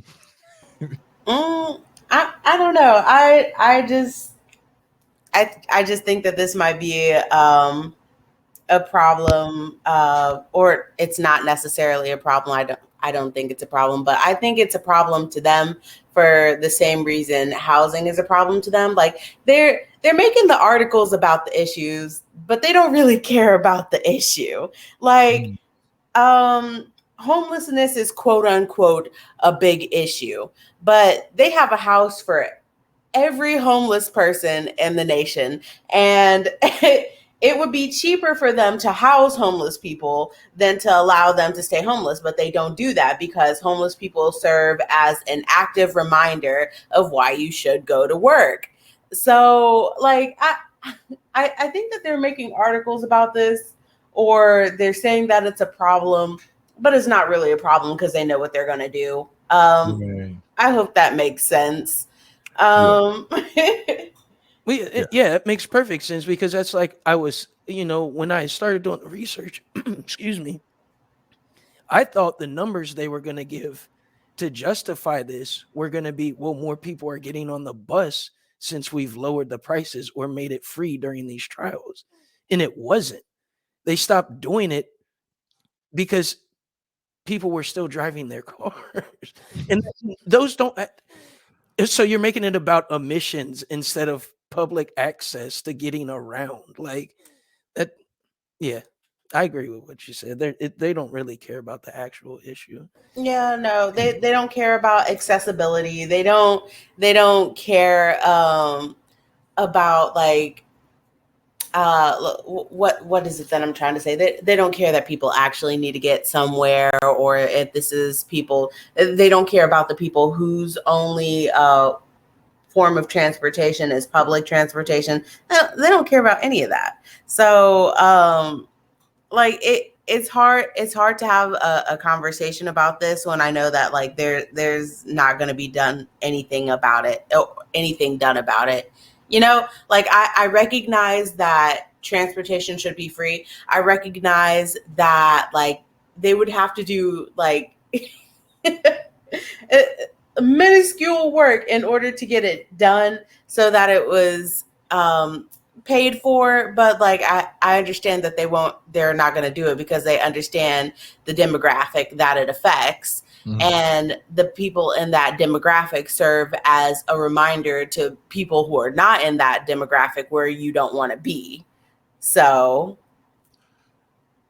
so I have some strong issues, some strong stances on public transportation. I 100% believe it should be free no matter where it's at. Like, it should just be free.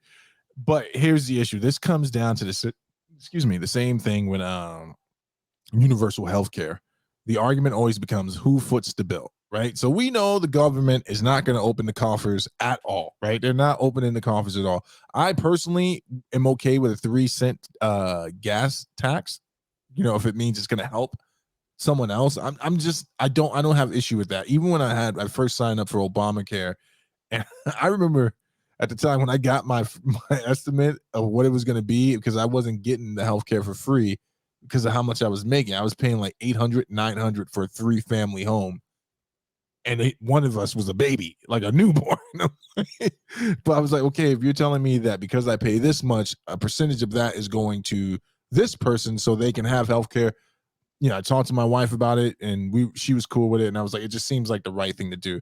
And I feel the same way about the bus situation. My mother, longtime bus taker, train taker. I grew up taking trains and buses, and I understand that in a city like New York, though you can walk most places in Manhattan, you cannot walk to Brooklyn from Harlem. You can do it, but you're not going to do it before work. And I think it's a service that is desperately needed, especially in Manhattan, especially in New York State, man, because there are some people who will never be able to afford a car. I'm just going to be honest with you. It's just not, even if they can get it, they probably shouldn't buy it fiscally.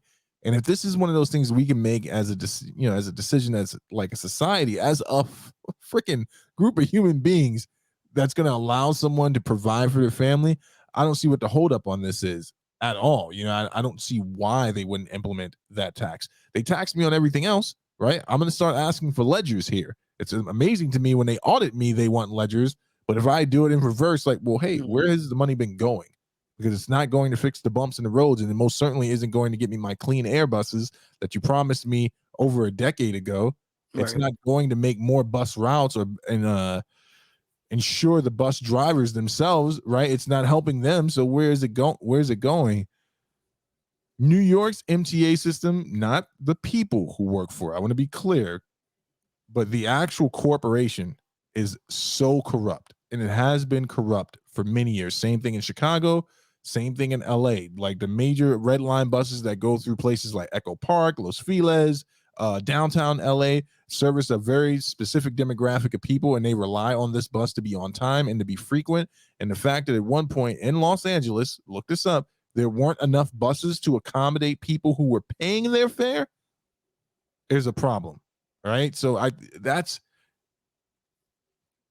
this pisses me off. Plus, if we want to save the earth, we need to be moving in this direction, right? Buses need to be retrofitted to be electric at this point. Like it needs to be in that place. And this is just proof to me that they don't care about the problem, and they don't care about the people who are struggling with it. But some civilians don't care about it either. Like I'm sure someone's going to listen to this and like 3 cents more on my gas, I'll kill myself. And it's like, bro, It's 2 more cents. Yeah, I'm with you on that one. There was one coming in here to say something about the buses. No, I wasn't saying that they shouldn't pay the fare and get nicer buses. I don't even care about the regular buses. My issue was that why does the white people bus get the nice seats? That's all the fuck I wanted to know. It's the only bus in the whole city that has decent seats, and I never knew. But did you enjoy yourself? No, I was mad the whole fucking time I got on the bus because I was like, where the fuck are these seats in all the other buses? Since he's that brother, he's like, this is nice. I ain't gonna let myself enjoy this though. Goddamn comfortable seat. I'm getting off it the first time. Yeah, I would have kicked my feet up and enjoyed myself for the struggle. You know what I'm saying? I'm like, this is vastly wrong, but man, this feels good. I'll tell everybody about it when I get back. Well, it's different in your terrain though, specifically Cincinnati. I think we have one bus like that in Manhattan. No, there's a place called Cooter City in New York. It's a city within a city.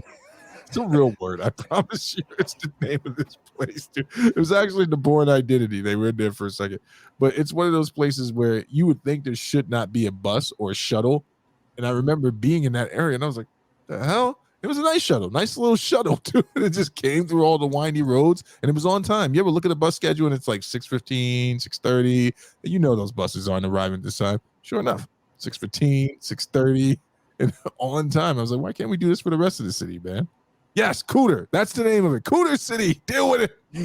You immature people. That's actually the name of my favorite bar down here in Florida. There's a bar called Cooters. I have a t-shirt and everything. I don't believe you. I don't believe that you go to a bar. I don't believe it's named Cooters. Is it really?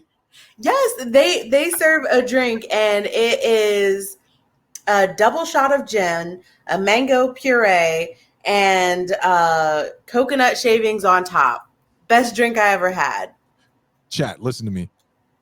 Go donate to the Feminist Are Up and donate here now if y'all want to see Da Vinci drunk. That would be the greatest show. To hear you inebriated. I don't think I've ever talked to you when you were on the sauce before. Ha ha! I don't think that would be a fun time. I don't think that because I'm just straight up mean. I'm just straight up mean when I'm drunk. Like that's it. Maybe that's why I don't drink much. Oh. Even when you drink the mythical coconut drink? Yes. I'm just mean.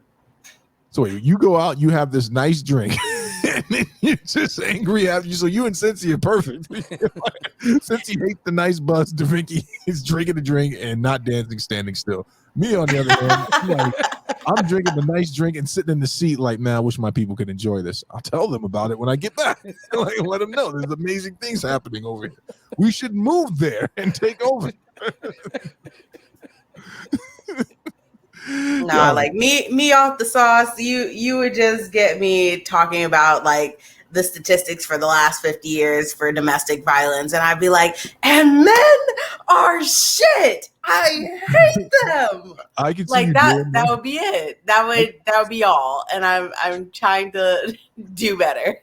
I'm not totally buying that, Da Vinci. At some point, I definitely, because of our private conversations, could see you being like, I'm so upset with your views, but I want you to know I love you. Are you listening, Steve? I love you. No, I would just be mean about it. I'd be like, look. I would just be mean about it. Oh, Da Vinci and Cincy drunk. Yeah, you gotta hang out when Cincy gets drunk. It's my favorite shit on earth, man. I'm trying to remember what type of drunk I was. I'm usually just a kind of like, I don't know. I think deeply about things while dancing and having a good time. Like, I'm that drunk.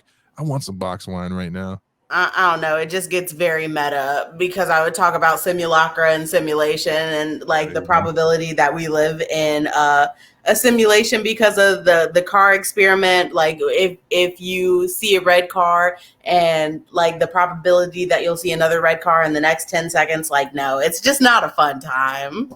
But that's your love language, right? So I'm envisioning the guy that comes up and says that and actually jumps into the conversation with you. He's like, I know what that means. That's the drunk I want to see, man. Absolutely not. We can get drunk together, go ride the nice bus to Cincinnati. What's the problem with you two? Y'all don't want to enjoy the finer things in life? Jeez, man. What the hell? I wish Bex was here. She'd be willing to get drunk with me and go ride the nice bus. Bex would literally been like, I would ride that nice bus and mind my black girl business. And I'm like, I'd be sitting right there with you, enjoying myself. We got a thing called the Jitney out here. It takes all the people. Steve, you're very competitive. I'm the most competitive person, D.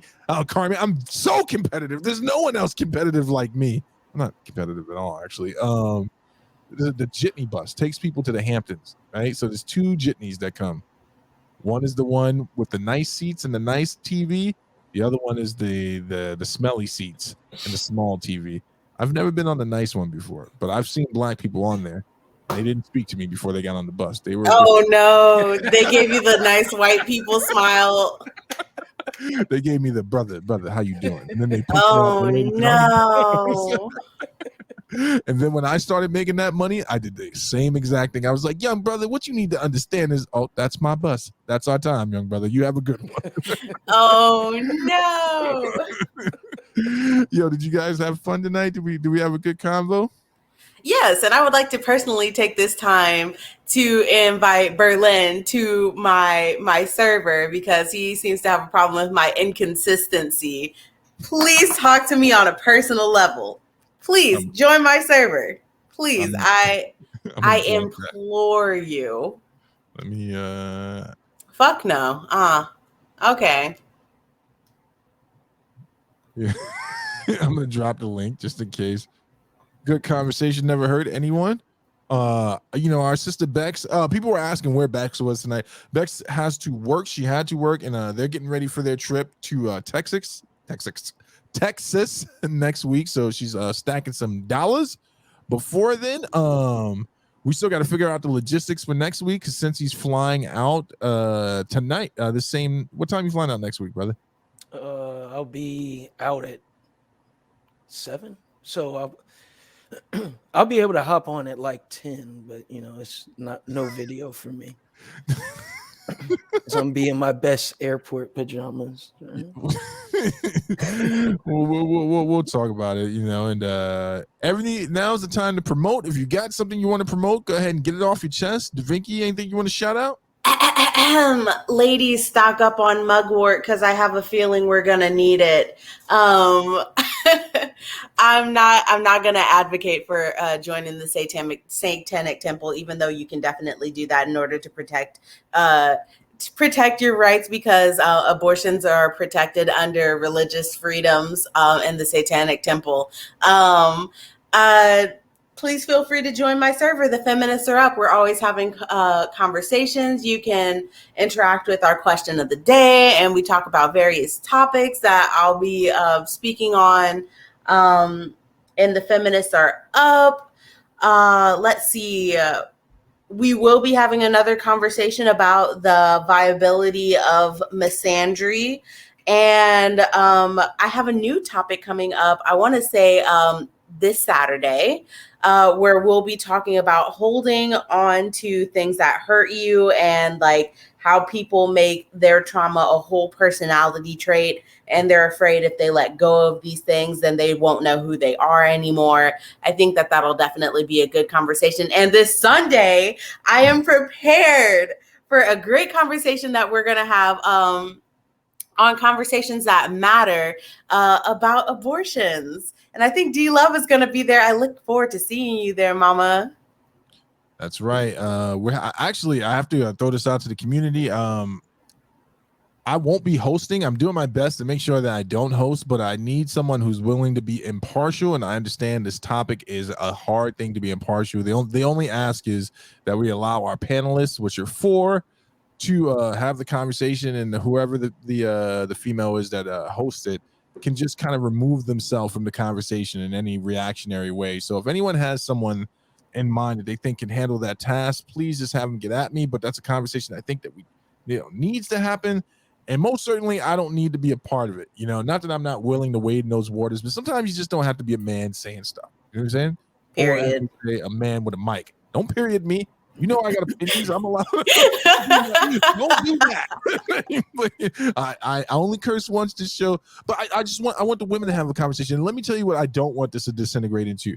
So everyone who's ever been on Conversation That Matters knows that it is about the conversation itself. And I just want a historical record of people having these conversations. This is going to be the first panel where we're getting into something where people will disagree. Everything else, any other panel, we've almost always lined up at the end of the day. So I'm proud to be hosting this. I'm grateful to the people who are going to be coming on and sharing their views and sharing it in an ethical and non-confrontation. Not the confrontation is wrong, but in a way that people are exchange of ideas. So that's going to be good. Obviously, that tomorrow's Thursday, so it's Turn Up Thursday. I got to get y'all right and ready for a booty shaking, popping Friday nights with DJ Sensi Star, both on Mixcloud. Booty Poppins at 11 p.m. Request Box is at 10 p.m. We got Power Love Latinas tapping in tomorrow night at 8 p.m. They'll be talking about toxic family members. I will definitely be there tomorrow for that because I got a lot of them and used to be one. Shout out to DT Dub TV. Make sure you subscribe and become a badge member over there. Support the channel. And once again, shout out to our sister Bex, man. She's working hard to do what she has to do. And then, of course, shout out to Dumbing Out. Not spelled correctly. I hope you guys picked up on that. Dumbing Out on Tuesdays, me and Sensi's newest project. We had a great time the other night, just acting a fool. And as always, Sunday nights, I guess we can agree on that, where DaVinci and I search our hearts desperately to find out things we agree on. And we usually land on the same side of a lot of stuff. And then we argue afterwards in the back room. I think I got everything. Oh, shout out to Enough Said Radio, right? Friday nights and Saturdays at 10 p.m. Shout out to Rogue Planet, which will be coming back tomorrow night at 8 p.m. Make sure you tune into that on Twitch, 8 or 9 p.m. Mantis will let us know. And I love y'all, man. I love doing Dope Dynamics. And I love all of you folks. Y'all definitely keep me motivated to continue having these conversations. And I hope to ride the good bus one day. Not the good bus. I want to get on the good Jitney bus. And I want to get on the good Cincinnati bus. You know what I'm saying? Makes me feel bad because I just drive my car. I drive my car too. I drive my Mazda like it's a freaking Ferrari, DaVinci. I'm in that thing with the Apple CarPlay, you know. I got my Lexus and I have never taken public transportation since. Like, I was just like, we're in a Lexus now. I don't need public transportation. I feel really bad about that. Wait, did you say you have a Lexus? Yes, bro. Like I bought a Lexus RX 350 black. It's blacked out, leather seats, bro. It was my big girl car. Like, yo, you think I felt like I arrived. I got some ventures that you might be interested in. Some starter capital would be great if you can. Your boy could definitely use it. Yo, let's get out of here. Shout out to everyone that stuck around. No, we've gone too long. I was gonna let people call up, but I dropped the Let them. Does anyone want to call in and comment on any of the topics before I sign off? I'm gonna put Berlin wants the heat. I'm gonna put the invite in the chat there. You know, civil conversation is what we're looking for. If anyone wants to come up and comment, talk about any of the stuff we were discussing tonight, let me know. Going once, going twice. I don't know that yet as of yet, Kathy. Mantis said he was going to go on, but I'm not sure what time he was actually going to go on, to be completely honest with you. Anyone? All right. I love you folks. We're ending it. Have a good night. Bye.